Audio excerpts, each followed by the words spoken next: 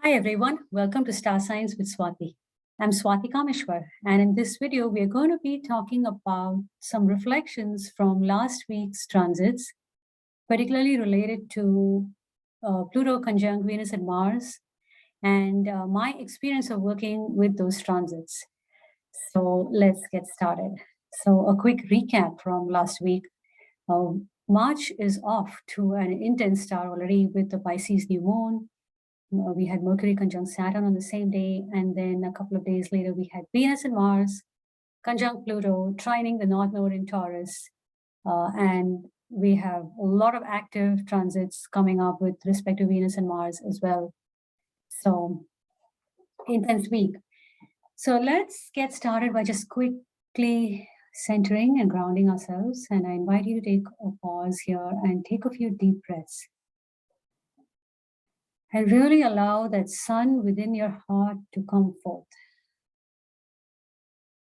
And as you take a deep breath, let that sunlight within your heart expand.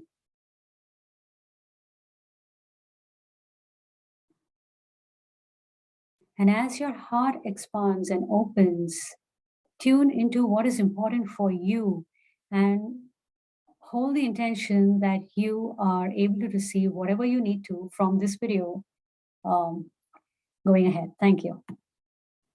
Okay, so today we're going to talk about reflections from Venus and Mars conjunct Pluto. I personally, this transit activated my chart in a big day, and there was a lot of other transits going on in my chart. So I'm going to use that as an example and my experience as an example to illustrate what can come up during these big transits and how you can work with it. So if you yourself are going through Pluto, Chiron transits, and even Uranus to an extent, this will hopefully give you some ideas of what to expect and how to work with it consciously. So just before we start that, I wanted to talk about the transit for the upcoming week. On March 6th, we had Mars and Venus enter Aquarius, and they both were conjunct in Aquarius at pretty much the same degree that Jupiter and Saturn met on 21st of December 2020.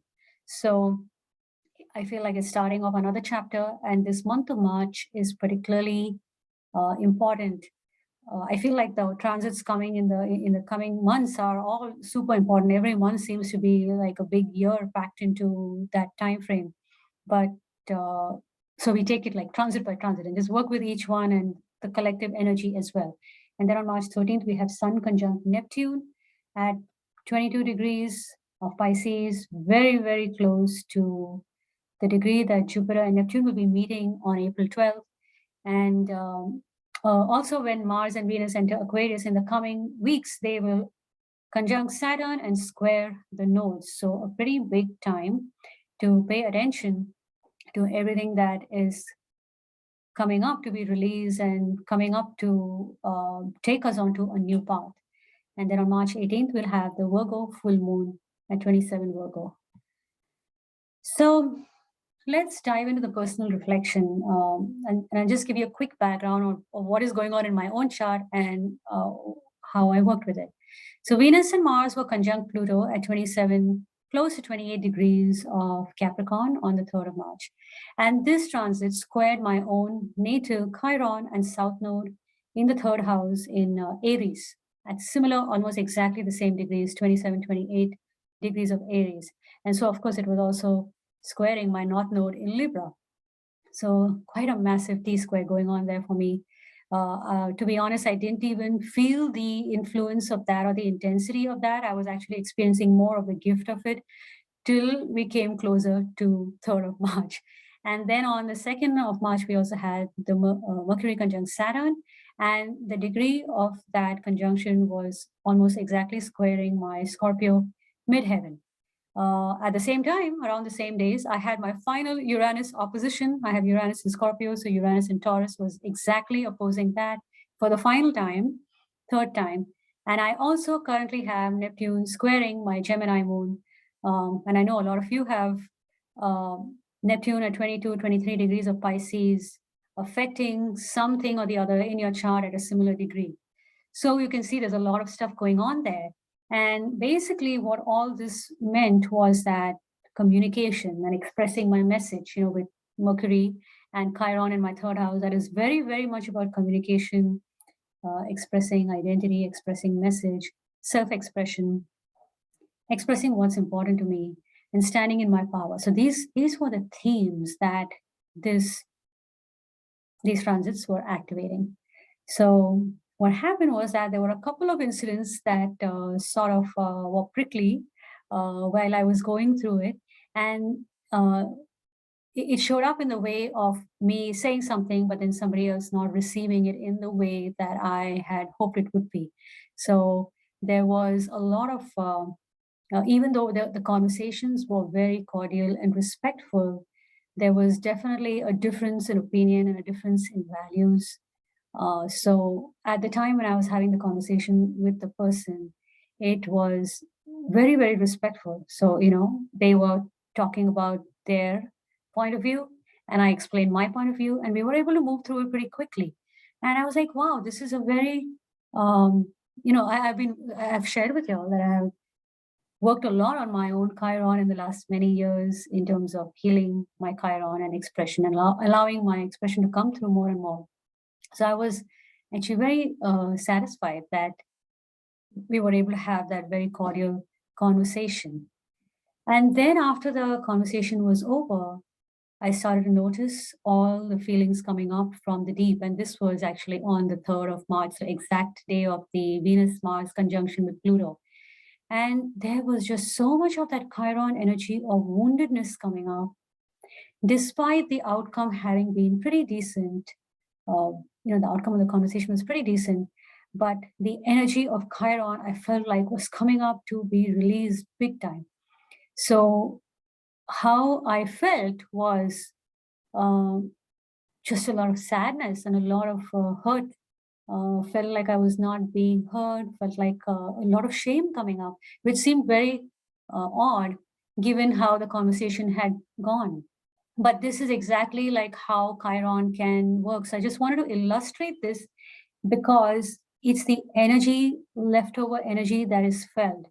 And I knew this was residual energy coming up to be released. So, I was not embodying it. I was not attaching it to it too much. I was not identifying with it. I just let myself feel all of that.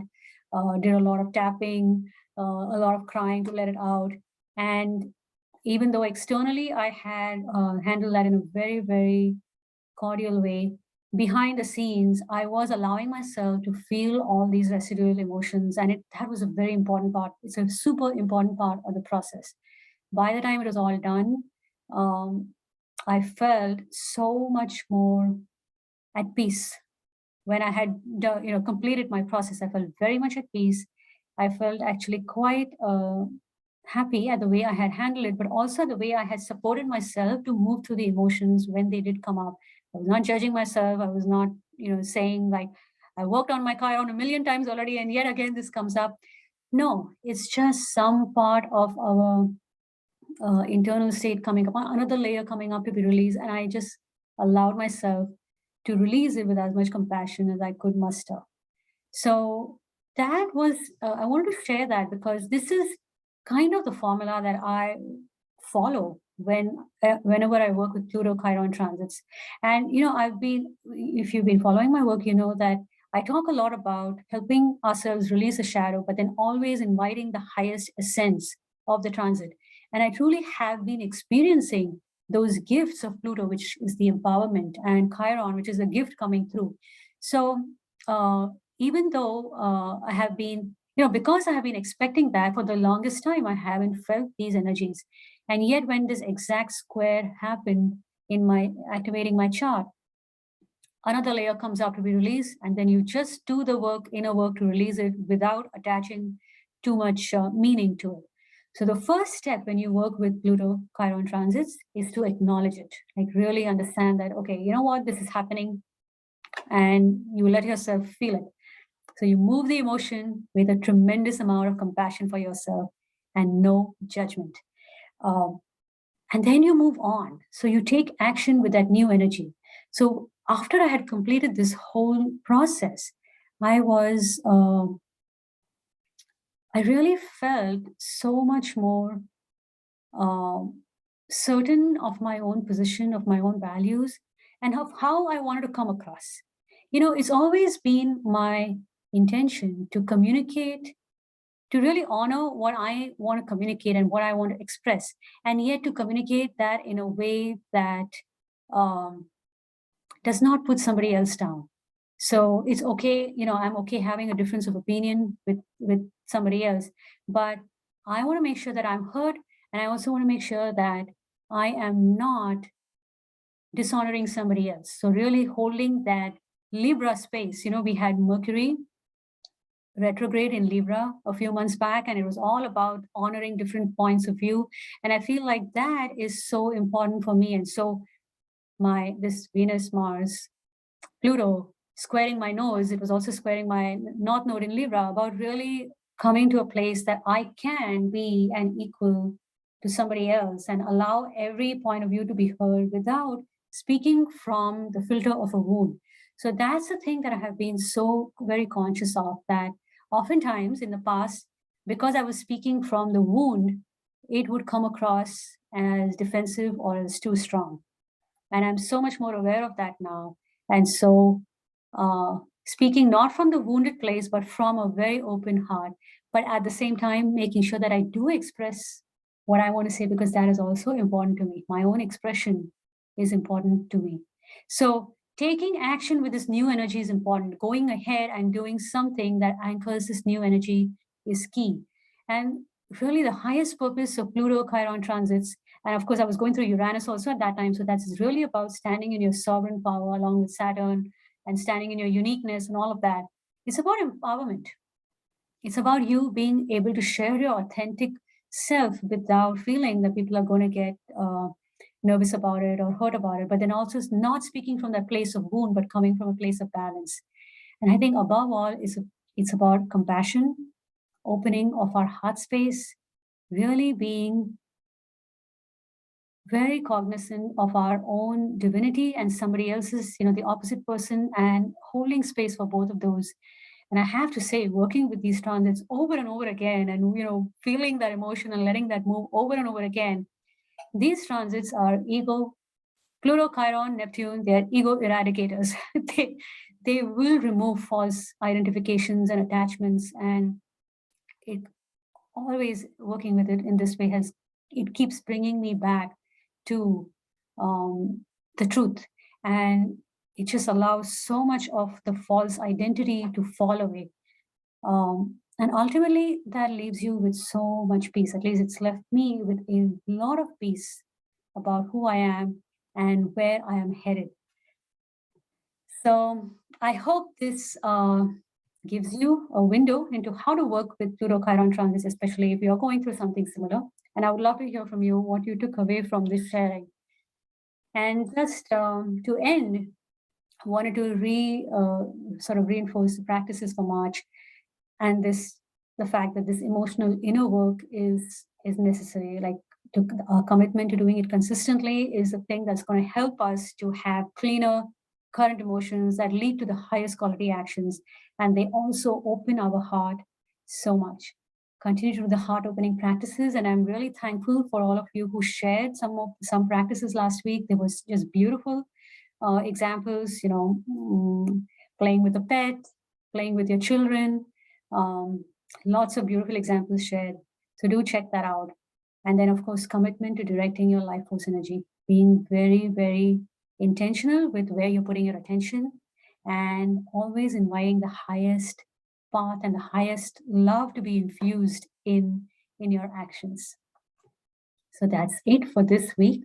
I'm wishing you an empowering week going ahead. And I'm really just sending you so much love and strength, whether you are affected by what's going on in the external world or whether you're not. I'm just wishing you, sending you a ton of love and strength for what's coming up ahead. And I also wanted to say that there's something new I'm working on. I'm collaborating with somebody new, and there's something called the missing link that you're going to be hearing me talk about quite a lot, and that's coming up soon.